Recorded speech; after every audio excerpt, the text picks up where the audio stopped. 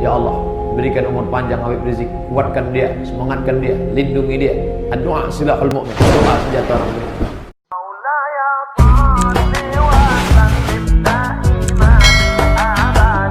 Assalamualaikum warahmatullahi wabarakatuh. Bismillah walhamdulillah wassalatu wassalamu ala rasulillah wa ala alihi wa sahbihi wa mawalah.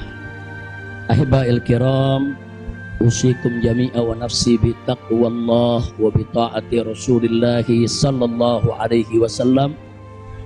Fa nas'alallah subhanahu wa ta'ala an yahdiyana ila siratihil mustaqim wa yaj'alana minal muttaqin wa yudkhilana jannatahu jannatan na'im, amin ya rabbal alamin. Segala puji kita panjatkan bagi Allah Jalla Jalaluh. Saya bersyukur sekali pada Allah, sangat berbahagia pada hari ini akhirnya saya sekeluarga bisa kembali pulang ke rumah. Alhamdulillahirabbil alamin. Dan saya juga mengucapkan terima kasih secara khusus kepada pengurus Dewan Pimpinan Luar Negeri Front Pembela Islam Saudi Arabia. Beberapa pengurusnya ikut dengan saya pada hari ini. Mereka ikut mengawal dari Mekah, Jeddah sampai ke tempat ini. Di antara yang ikut ada Ustadz Abdul Hakim selaku sekretaris dari FPI Saudi. Kemudian ada juga Ustadz Son Haji, Ustadz Jazuli, Ustadz Ehsan, kemudian juga ada Habib Abdullah Maulad Dawilah, ditambah lagi Habib Abu Bakar Mugebel. Jumlah semua kami berangkat dari sana ada 18 orang. Alhamdulillah semua dimudahkan. Kita doakan mereka-mereka yang telah dengan setia menemani kita, membantu kita sehingga semua urusan menjadi lancar. Jazakumullahu khairal jaza. Nah, baiklah ya ikhwan, yang pertama ingin saya sampaikan di sini, saya sekeluarga selama tinggal di kota suci Makkah tidak ada kesulitan apapun. Jadi kita tidak ada kesulitan, kita tidak ada kesusahan, walaupun ada pihak lain yang mencoba untuk membuat saya sulit, membuat saya susah, tapi alhamdulillah tidak pernah berhasil. Wa yamkuruna wa yamkurullah wallahu khairul makirin. Jadi kalau saya malu sekali kalau saya harus katakan, oh di Mekah ini susah, kita diasingkan, kita dijauhkan. Enggak. Di Mekah nikmat, baladan aminan mubarakat. Kita mendapatkan kenikmatan di Mekah luar biasa.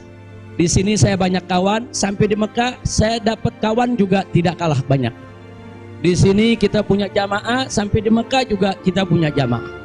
Di sini kita punya pengajian, sampai di Mekah juga kita buka pengajian. Di sini kita punya gerakan dakwah, ternyata di Mekah juga kita buka gerakan dakwah. Jadi artinya nggak ada yang kurang. Bahkan sekali lagi kita katakan di Mekah ini tentu punya kelebihan yang luar biasa untuk ibadah 100.000 kali lipat ganjarannya. Sebetulnya kalau ingat 100.000 kali lipat kayaknya nggak mau pulang ya. Habib 100.000 kali lipat, begitu sampai Tamburan satu lagi nilainya. Nah, di Petamburan nilainya satu, kalau di Mekah nilainya 100.000. Laulal wajibat dakwiyah, kalau tidak ada kewajiban dakwah di negeri ini saya tidak akan tinggalkan Mekah. Kita cinta Mekah, Mekah luar biasa, satu negeri yang memang penuh keberkahan. Baladan aminan mubarakat.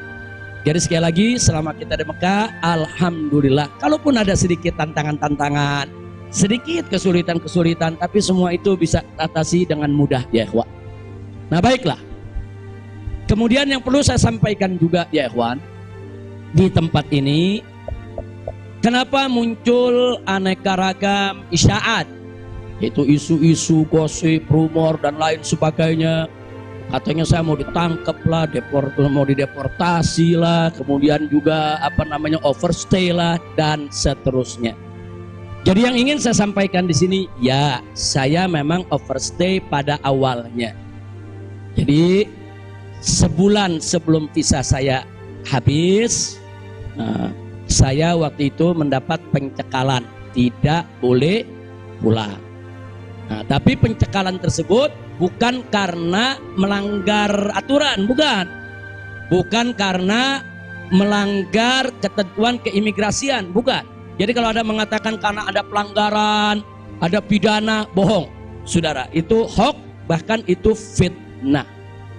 Jadi saya dicekal li asbabin amniyah. Itu ditulis dalam surat cekalnya.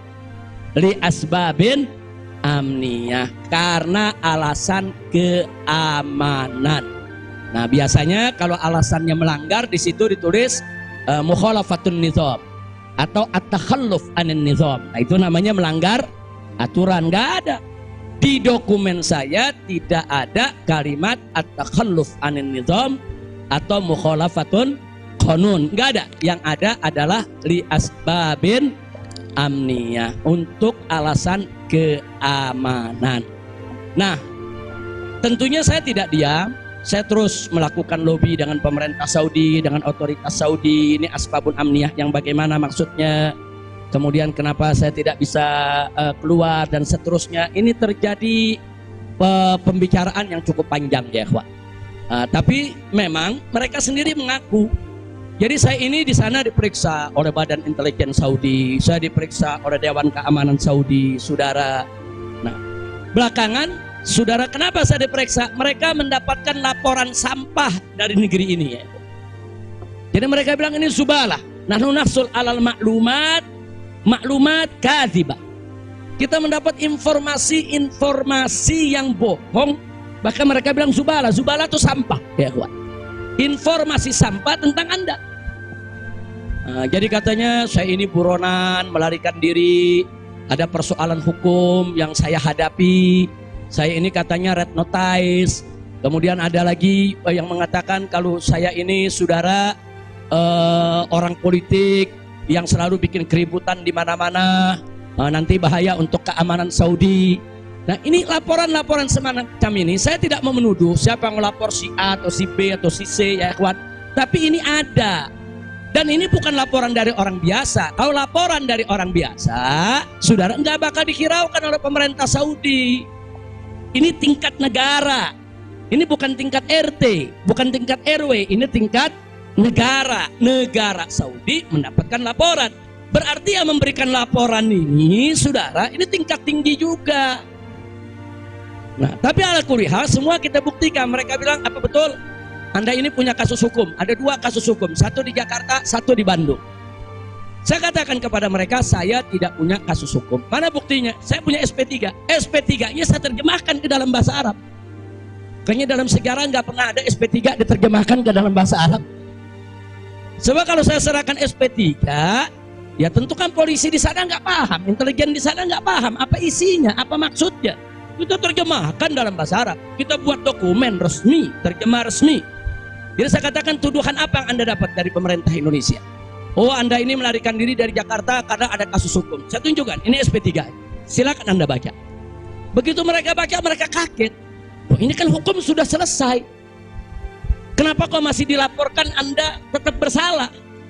Jadi pemerintah Saudi sendiri yang menilai ya. Nah, kemudian yang kedua, waktu kasus Bandung, saya bilang juga udah nggak ada perkara, punya SP3, saya terjemahin lagi SP3-nya, saudara. Nah, terakhir mereka bilang katanya Anda ini dikejar-kejar badan intelijen dari negara Anda. Saya bilang enggak, saya nggak punya persoalan dengan badan intelijen. Oh, tapi ini ada laporan. Anda bisa buktikan kalau Anda tidak punya permasalahan dengan badan intelijen Indonesia? Punya. Loh, apa buktinya? Saya punya dokumen perjanjian antara saya dengan Badan Intelijen Negara Indonesia. Saya terjemahkan lagi dalam bahasa Arab. Resmi di situ, saudara. Dan dokumen ini kan belum saya buka ke masyarakat ya, ikhwan. Saya pikir nggak ada perlunya saya buka ya, ikhwan, kecuali kalau darurat saya tunjukkan. Mereka kaget loh. Anda punya perjanjian begini bagus dengan negara, Anda tidak punya masalah. Kok dilaporkan macam-macam? Nah, ini yang jadi persoalan ya, ikhwan. Ala kulli hal, singkat cerita, kalau saya cerita terlalu panjang, saudara, akhirnya pemerintah Saudi ini, otoritas yang berwenang di bidang ini, mereka justru akhirnya minta maaf. Mereka bilang nahnu natawarrat, nahnu ghaltan, kami salah, kami sudah melewati batas wewenang yang kami punya. Kami minta maaf karena memang ini kesalahan dari informasi yang kami terima. Nah, jadi supaya Anda tahu, akhirnya mereka tidak mengganggu kita sama sekali. Nah, bahkan terakhir bukan lagi persoalan bayang safar, jangan kita deportasi. Saya ditawarkan, Habib, Anda mau pulang besok ke Indonesia atau Anda mau tinggal di sini selamanya? Silakan. Maka itu pada malam Ahad, Sabtu malam Ahad, sebelum saya pulang, saya ke Riyadh, saya diundang resmi ke Riyadh. Saya diundang resmi ke Riyadh, saya ketemu petinggi di sana, ya kawan. Mereka tawarkan, mau tinggal di sini, kita berikan iqamah, kita berikan izin tinggal, mau seumur hidup pun boleh. Silakan Anda memutuskan. Enggak, saya enggak punya persoalan sama pemerintah Saudi, ya kawan. Jadi bohong kalau ada yang bilang saya punya persoalan. Jadi makanya kalau pejabat tuh jangan sembarang bicara. Kalau mau bicara tuh mesti punya data dong. Masa pejabat bicara nggak pakai data? Kalau nggak pakai data, pedagang kopi di warung-warung, ya kan dagang kopi di warung nggak pakai data. Ada kopinya seduh, pakai gula, selesai kasih. Kira-kira jelas gak? Ini kalau pejabat tingkat negara harus punya data, ya kawan, nggak sembarangan. Tapi baiklah, kita bagian akhir. Jadi begitu mereka sudah tahu itu semua, semula saya mau dibikinkan bayan safar. Bayan safar itu exit permit, saudara. Nah, bayan safar itu ada dua. Ada izin keluar Saudi, saudara, karena orang melakukan pelanggaran. TKI yang melarikan diri dari majikan, atau umpamanya ada tenaga kerja yang melakukan pelanggaran pidana, mencuri, berkelahi, atau membunuh saudara. Nah, mereka ini kalau diusir dari Saudi itu namanya deportasi dengan bayan safar. Tapi ada juga jenis bayan safar lain. Nah, seperti apa? Seperti orang yang mendapat suaka politik, itu kan perlindungan. Atau seperti orang yang dicekal politik, seperti yang saya alami, itu bukan pidana.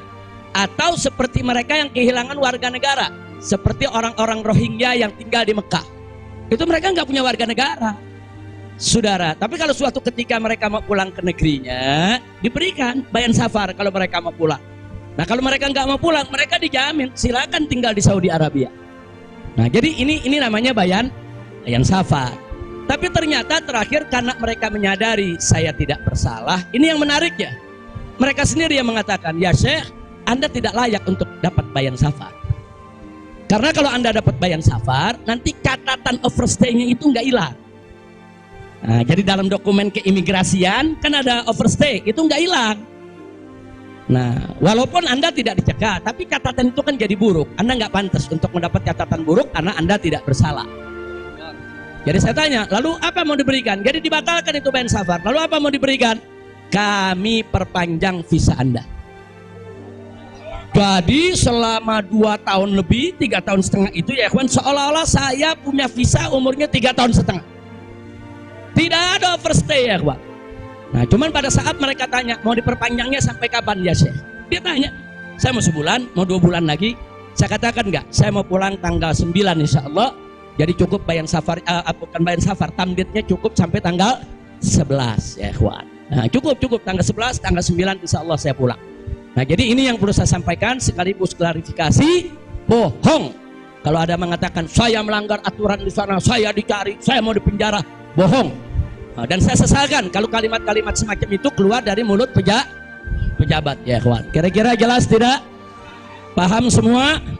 Baik. Nah, ternyata upaya mereka menggagalkan saya pulang, saudara, nggak berhenti sampai di situ. Nah, ada yang menarik, saudara. Saya sudah beli tiket, sudah pesan penerbangan tanggal 9. Tiba-tiba dari Indonesia ini ada yang membuat email atas nama saya. Namanya Habib Muhammad Rizik Syihab. Saudara, pakai foto saya. Email ini dikirim ke travel tempat saya memesan tiket. Nah, apa isi pesannya? Bahwa kami tidak jadi berangkat, mohon dibatalkan. Kami punya jadwal. Jadi ada upaya begitu. Ini bukan. Jadi ada yang bilang, ini kan cuma pura-pura jadi korban. Ini pura-pura playing victim. Enggak, memang benar mau dibatalkan ya, kawan. Tapi ala kuliah travelnya telepon langsung ke kita, apa betul Anda ingin membatalkan Kita bilang enggak, ini ada email dari nama Anda. Saya katakan itu email palsu. Nah, ala kulli hal tidak dibatalkan. Tapi nggak puas sampai di situ, ya ikhwan. Malam Ahad kemarin, malam Ahad yang lalu, pada saat saya ke Riyadh, ada gerakan lagi. Mereka membuat email atas nama travel. Travel tempat saya beli tiket. Nah, travel ini kan ngambil tiketnya ke bagian marketing Saudi ya ikhwan. Ternyata kursi Saudi itu sudah diborong oleh marketing di Turki, di Istanbul. Jadi dibuatlah email atas nama travel, dikirim ke Istanbul, minta supaya jadwal saya, istri dan 2 putri saya dibatalkan, dan dibatalkan. Nah, jadi malam-malam Ahad itu sudah batal, saya punya jadwal ya. Tapi saya katakan kepada teman-teman pengurus FPI di Mekah, jangan diumumkan. Diam, kalau diumumkan ini nanti, kalau ini diumumkan ya ikhwan, padahal kita kan masih punya peluang untuk melawan itu. Kita masih punya peluang untuk memperbaharui. Kita masih punya peluang untuk beli tiket lain. Maka itu kita diam, tidak kita umumkan. Kalau yang pertama kita umumkan. Pembatalan yang pertama itu kita umumkan. Yang kedua tidak kita umumkan. Nah, tujuan saya kedua untuk tidak diumumkan apa? Supaya musuh-musuh, penjahat-penjahat, bajingan-bajingan yang membuat itu sudah merasa menang ya ikhwah. Dia kan merasa menang, ketawa-ketawa. Udah batal lo. Besok kalau lo ke airport, begitu masuk ke counter, nama sudah tidak ada. Biarin aja dia senang ya ikhwan. Gak apa-apa, biar dia senang. Jadi sengaja kita biarkan. Nah, kemudian kita hubungi travel yang ada, kita minta untuk ganti kode booking.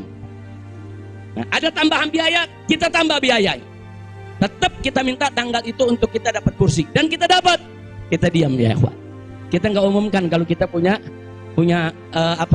tiket baru. Nah, ini kita tidak umumkan. Lancar semua. Tapi ternyata jebol juga informasi ke mereka kalau saya punya tiket baru ya ikhwan.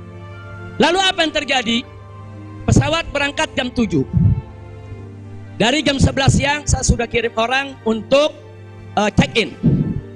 Jam 2 kita sudah full semua, kita sudah dapat check-in. Barang sudah masuk. Tiba-tiba jam 4 sore di airport dapat panggilan, saya punya putri yang satu tiketnya batal. Ini permainan gila-gilaan ini ya ikhwan. Nah, kita tanya, kita konfirmasi ini bagaimana bisa batal ini? Ya alasannya katanya ada ATM palsu lah, ada orang mengaku bahwa ATM-nya dipakai lah, duitnya dicuri lah, dan lain sebagainya. Tapi tujuan dia, kalau saya punya putri itu batal, saya nggak bisa berangkat. Kenapa? Karena saya kafilnya. Nah, peraturan di Saudi nggak boleh kafil keluar. Saya ini kafilnya kalau anaknya tidak keluar. Kalau anak istri keluar, saya tidak keluar masih boleh.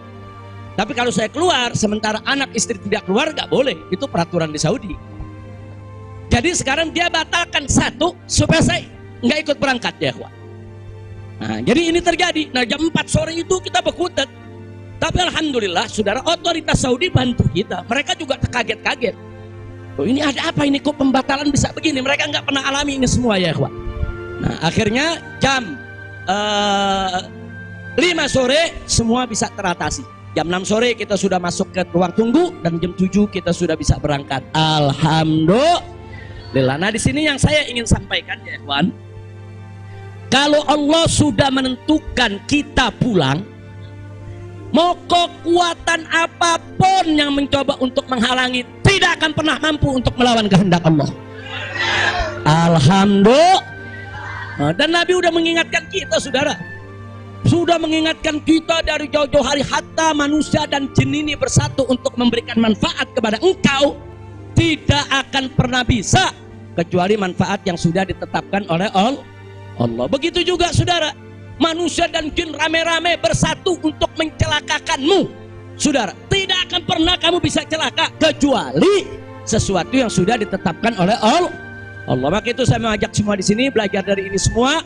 Saudara, dekatkan diri kepada Allah, tingkatkan tawakal kita, jangan takut dengan orang-orang yang ingin berbuat jahat kepada kita semua. Nggak usah khawatir. Wa yamkuruna wa yamkurullah wallahu khairul. Makin tancapkan dalam diri kita la haula wala quwwata illa billahil aliyil azim. Tancapkan itu ya kawan. Jangan pernah takut. Nah, buktinya akhirnya kita bisa pulang. Alhamdulillah. Hada min fadli rabbi liyabluwani ashkur am akfur ya ikhwan. Dan memang kemarin itu pada saat saya ke imigrasi Saudi, mereka juga bingung karena ini bukan urusan imigrasi tapi ini otoritas keamanan nasional Saudi.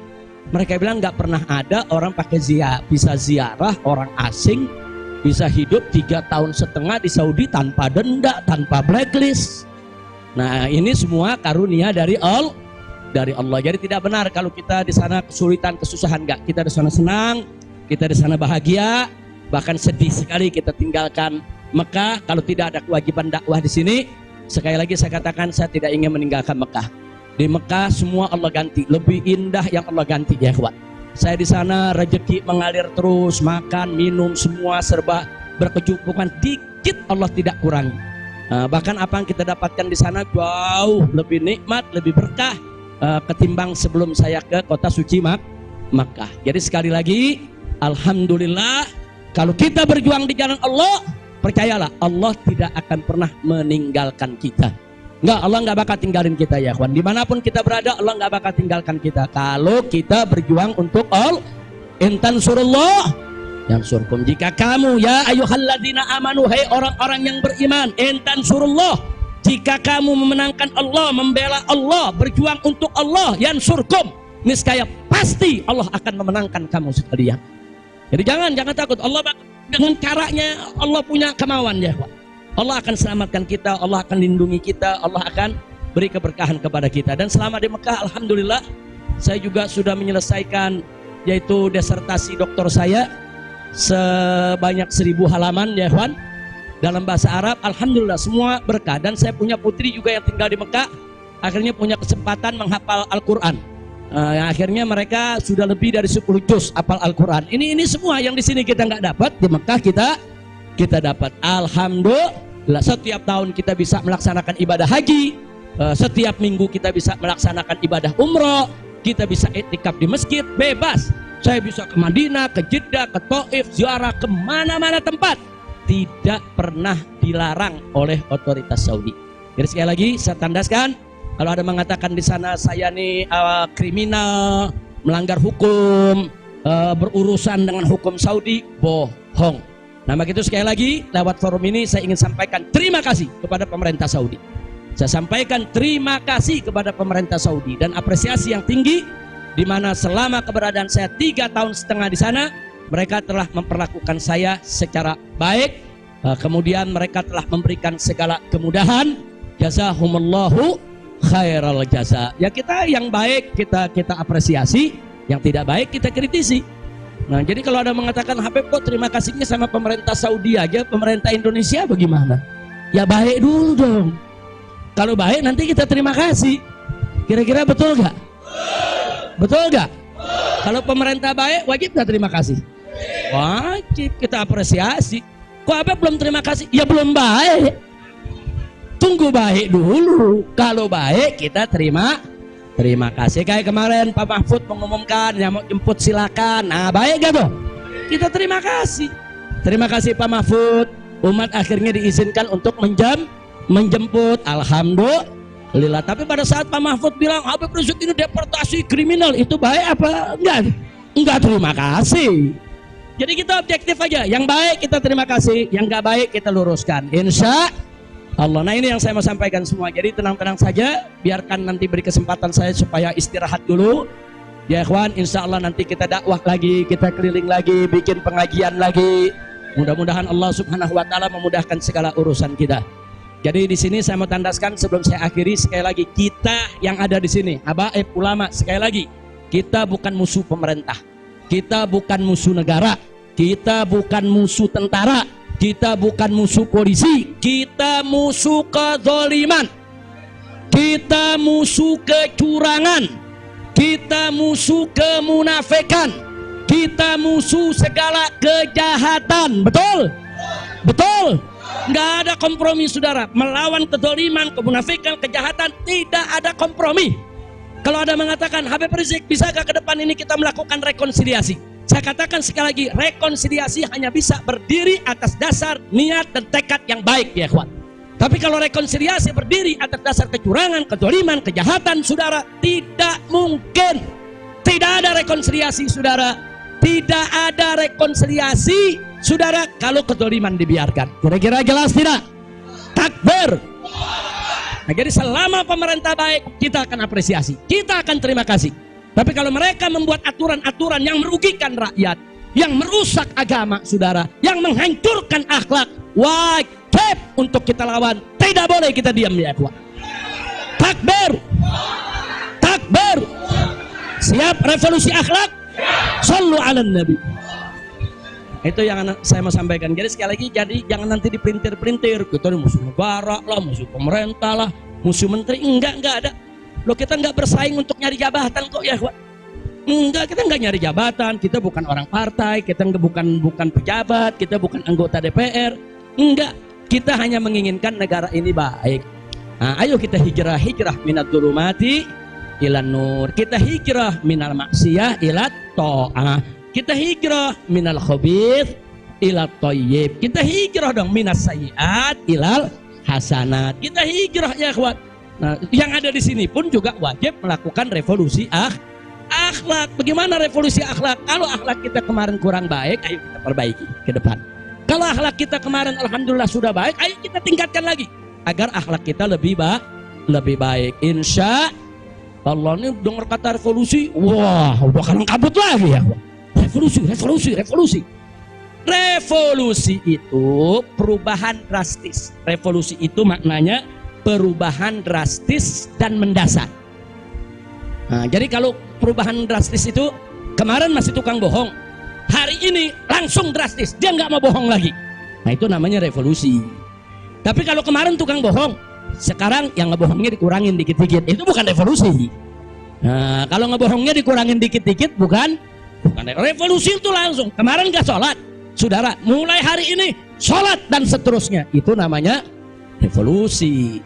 Nah, kemarin suka ngebohong, nah, tahu-tahu sekarang tidak mau ngebohong lagi, itu revolusi. Kira-kira jelas gak? Jadi revolusi itu perubahan drastis dan mendasar. Jadi jangan pikir revolusi itu pakai senjata, bunuh-bunuhan, potong-potongan. Siapa yang bilang begitu, ya ikhwan? Nah, lalu kenapa dipilih kata revolusi akhlak?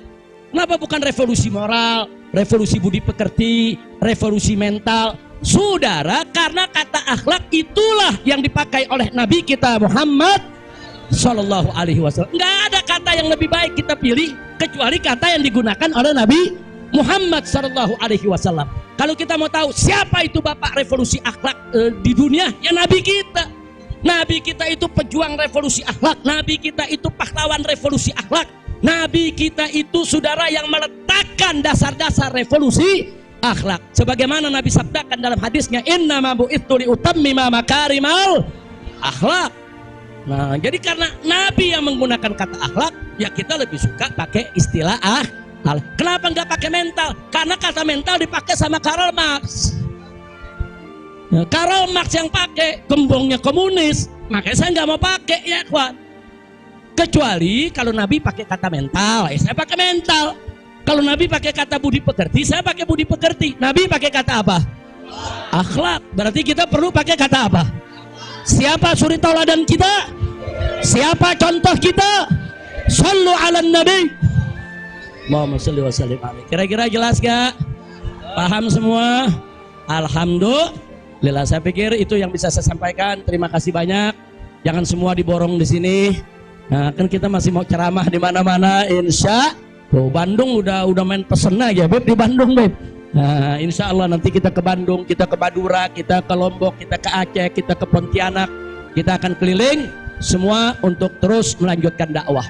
Ustadz Maher, Medan, shallu ala nabi. Alhamdulillah ada Ustadz Maher di belakang. Ustadz Maher mestinya duduk di depan, Ustadz. Tal. Lampung, insya Allah. Palembang, insya Allah. Nah, ini Habib Hamid bilang jangan jauh-jauh dulu, Pondok Rangon, Jakarta. Al-Jiran Ahad katanya. Khair, insya Allah kita lihat, mudah-mudahan saya sehat walafiat. Dan tadi saya minta maaf, ada sempat kecapean kita. Akhirnya saya turun, saya nggak bisa lagi berdiri. Sempat tidur 10 menit itu di bawah, nggak kuat karena dehidrasi. Itu terlalu haus, terlalu capek, ya kawan. Tapi alhamdulillah setelah 10-15 menit kita bisa berdiri lagi. Alhamdulillah. Nah itu saja yang bisa saya sampaikan. Jazakumullah khairan.